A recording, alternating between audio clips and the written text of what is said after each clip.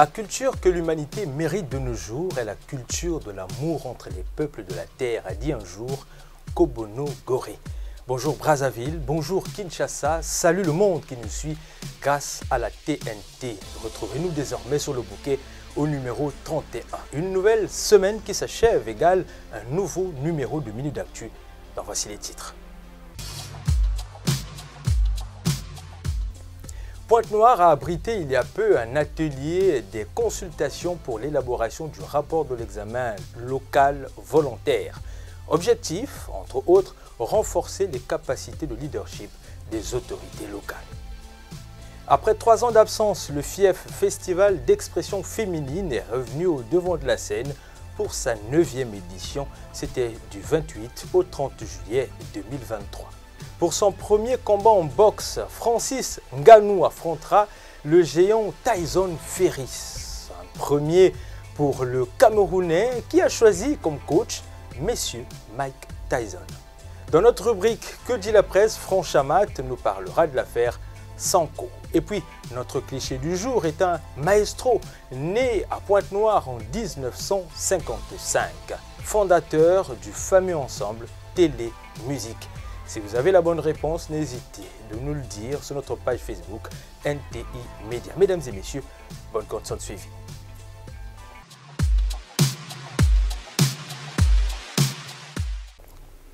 Henri Konan Bédié n'est plus. L'ancien président ivoirien s'est éteint à l'âge de 89 ans des suites d'une crise cardiaque. Son parti politique a évoqué un décès soudain survenu dans un hôpital privé. Les hommages ont commencé à affluer.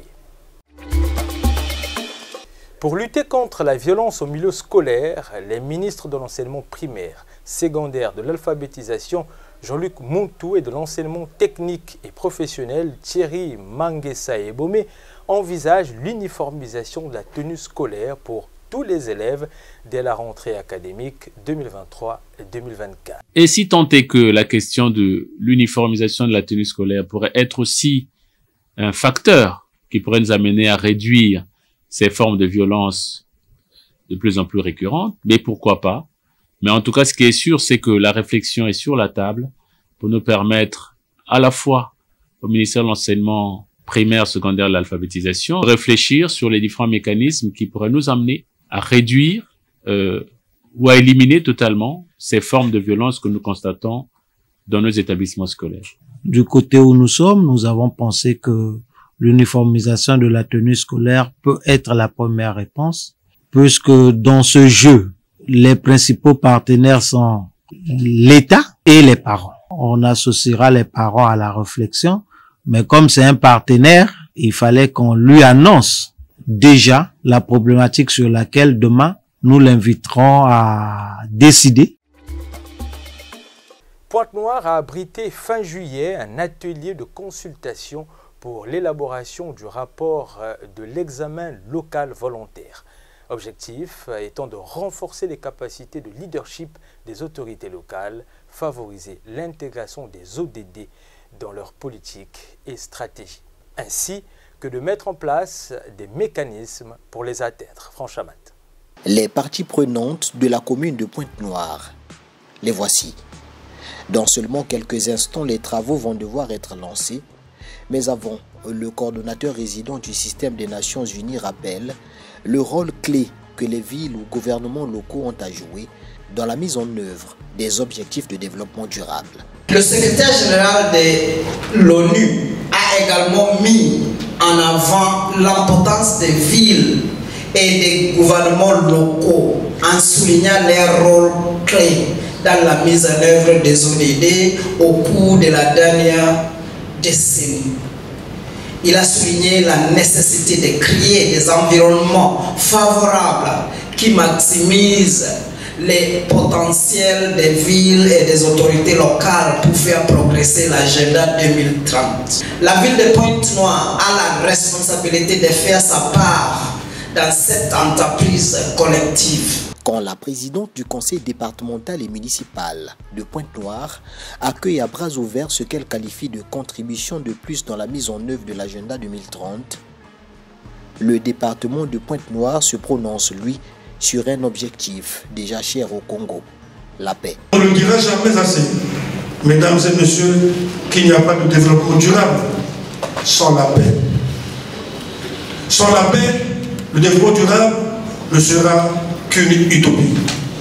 La mise en œuvre des ODD permettra ainsi à la société congolaise, prise dans son ensemble, de relever ses défis et de vivre dans une économie dont les fruits de la croissance bénéficient à tous. Et c'est parti. Trésor, l'expert, mieux l'économiste au bureau du coordonnateur résident, peut procéder à la présentation des différents ODD. L'indice qui est en rouge, vous avez donc l'éducation qui est en rouge. Ça traduit le fait qu'au niveau du Congo, vous avez des taux bruts d'admission qui sont assez élevés, mais les taux de rétention sont assez faibles. Vous avez aussi des taux, vous pouvez vous-même noter, récemment nous avons eu les résultats, lorsque vous comparez au niveau des autres États, vous pouvez constater qu'il y a des taux d'admission au bac qui sont assez élevés. Chez nous, c'est plus ou moins faible, en dessous de 50%. Et donc, ça traduit le fait que, même au niveau des politiques éducatives, il y a des politiques où on a pu constater la faiblesse du recrutement du personnel enseignant. Et donc, il y a toutes ces choses-là. Vraiment, derrière un indice se cache beaucoup de choses. La présentation de la méthodologie et puis une organisation des travaux de groupe dont la restitution est prévue le lendemain. Les Centrafricains étaient appelés à se prononcer sur l'adoption d'une nouvelle constitution devant remplacer celle de 2015, ce lors d'un référendum constitutionnel organisé le 30 juillet. Lequel appel a également répondu les Centrafricains vivant au Congo qui le jour J ont accompli leur devoir de citoyen dans un cadre aménagé dans l'enceinte du consulat de la Centrafrique à Pointe-Noire. Portée par le président Faustin Archange Touadéra, la nouvelle constitution vise essentiellement à permettre à ce dernier de se présenter pour un troisième mandat présidentiel, ce que la constitution de 2015 lui interdit. Le quinquennat présidentiel renouvelable une fois est ainsi remplacé par un septennat renouvelable indéfiniment. L'idée du président sortant ne fait pas que des heureux. L'opposition s'y est mêlée de bout en bout de la campagne. Nous sommes de l'autorité nationale des élections. Nous ne sommes pas parti pris. Il y a le pouvoir et il y a l'opposition. Et chacun, ici à Pointe-Noire, a mené sa campagne comme il se doit dans la quiétude. Mais au-delà de tout, s'unir pour bâtir, c'est construire ensemble, pense le représentant local des élections à Pointe-Noire. Si l'opposition est constructive et que si le gouvernement ou le pouvoir en place aussi est tolérant et que si les deux forces peuvent s'associer, je pense qu'ils peuvent aider à construire quelque chose de bien pour la nation.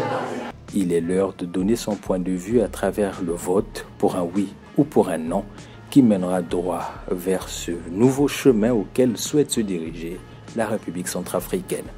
Oui. Oui.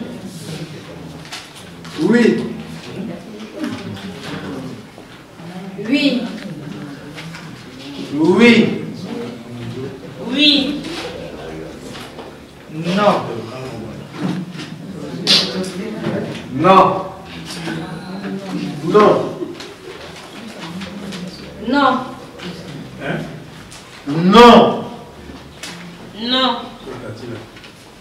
Que représentent concrètement ces fameux oui et non, répond un responsable. Oui, ça veut dire que oui, je dis oui pour que, à partir de maintenant de cette loi, que la République centrafricaine appartient au peuple centrafricain.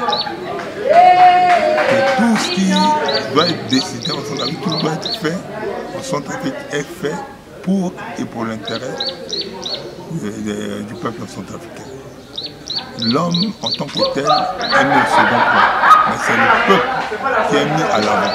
Ça c'est le oui, que tout revient au peuple centrafricain. Le non, ça voulait dire qu'on veut rester dans l'ancien état dans lequel nous sommes. d'indépendance, de dépendance fictive, de rester dans l'ancienne et on est manipulé, on est malmené, ça non. Non, c'est ça le non. Le non, ça veut dire qu'on ne veut pas évoluer, on veut rester comme on est avant. Suppression du Sénat, création d'une nouvelle vice-présidence de la République, ces autres changements qui accompagnent la future loi fondamentale qui ne veut que donner la présidence à des filles et fils de souche purement centrafricaines.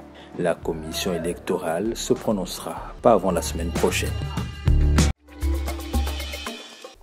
Culture à présent, le FIEF, Festival international d'expression féminine, est revenu pour sa 9e édition, c'était du 28 au 30 juillet 2023 à Pointe-Noire. Il avait au programme musique, danse, conte, slam et conférences débat sur le thème « Impact de l'action féminine dans l'environnement socio-professionnel ». Pour équilibrer les échanges, un panel de femmes plus ou moins influentes dans la sphère sociale, culturelle au Congo et ailleurs, parmi les Congolaises Jessica Goma Mamouni, Régine Goma et Kedo Malela.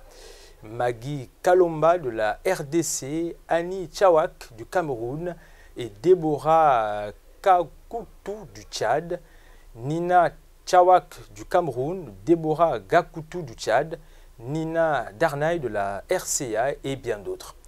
Lancement fait peu avant midi du 28 juillet à l'Institut français du Congo à Pointe-Noire, en présence de Madame le Consul général de France au Congo, les directeurs départementaux et conseillers socioculturels, femmes leaders et journalistes. Fondé en 2014, le FIEF est promu par la compagnie Issima, présidée par Germaine Ololo.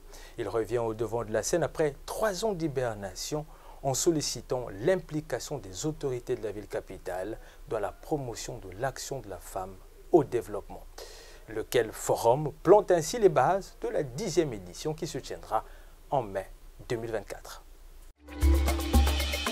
Vive les vacances, moment propice pour tous de déstresser après 9 mois de cours, pas toujours aisés. Bienvenue dans Sakana, vive les vacances, première édition. De la gauche vers la droite et vice-versa, tout bouge. Ici, on s'apprête à passer un moment qu'on n'oubliera peut-être pas d'aussitôt. Quoi de mieux qu'une journée récréative loin des klaxons et autres réalités assez stressantes occasionnées par notre environnement. Dès le début, la température est donnée. C'est bien que chacun se fixe. Si vous voulez être triste, on devait rester à la maison. On est venu s'amuser, pareillement pour moi aussi. S'il s'agit de rouler au sol, on va se mettre sur le sable pour s'amuser. Au menu, un mélange de chant et de danse, ainsi que plusieurs jeux.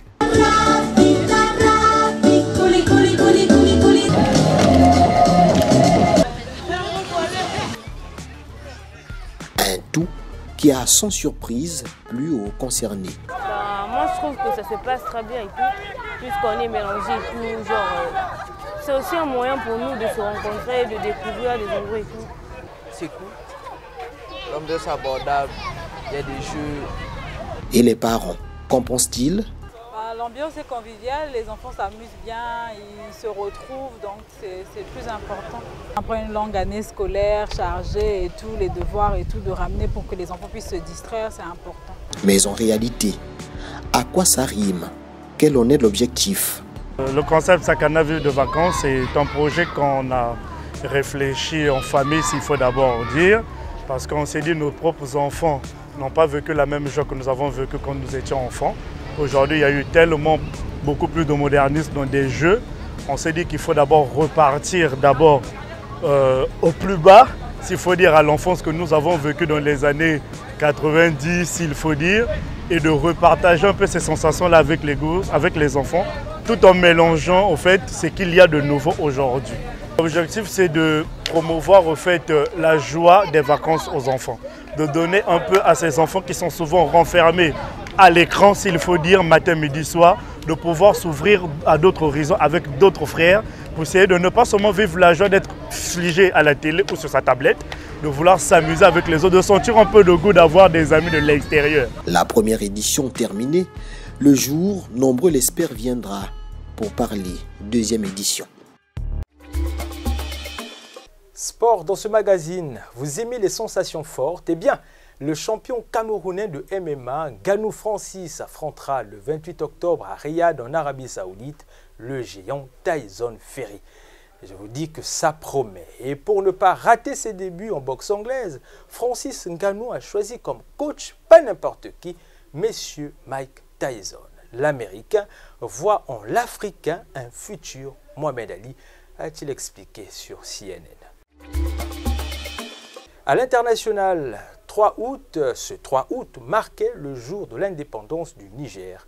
Et nombreux sont ceux-là qui craignaient de nombreux débordements dans le pays. Une délégation de la Communauté économique des États d'Afrique de l'Ouest, conduite par l'ancien président du Nigeria, Abdul Salami Aboubakar, a fait le déplacement jeudi dans la capitale Niamey.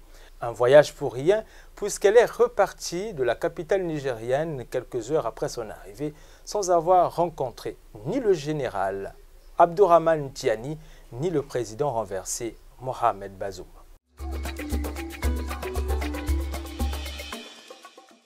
Quittons le Niger pour le Sénégal, où Ousmane Sonko séjourne depuis peu en prison. Franck Chamat, que dit la presse? Oui, la presse, notamment l'opinion, commence par nous rappeler le contexte. À quelques mois de l'élection présidentielle au Sénégal, voici une arrestation qui risque de raviver les tensions. L'opposant politique Ousmane Sonko a été arrêté à son domicile de Dakar vendredi 28 juillet en fin d'après-midi. Et puis, Libération qui vient nous rappeler que la liste des faits qui lui sont reprochés, lus par le procureur, comprend l'appel à l'insurrection, l'atteinte à la sûreté de l'État, association de malfaiteurs en lien avec une entreprise terroriste, complot contre l'autorité de l'État, acte visant à compromettre la sécurité publique et à créer des troubles politiques graves et vol.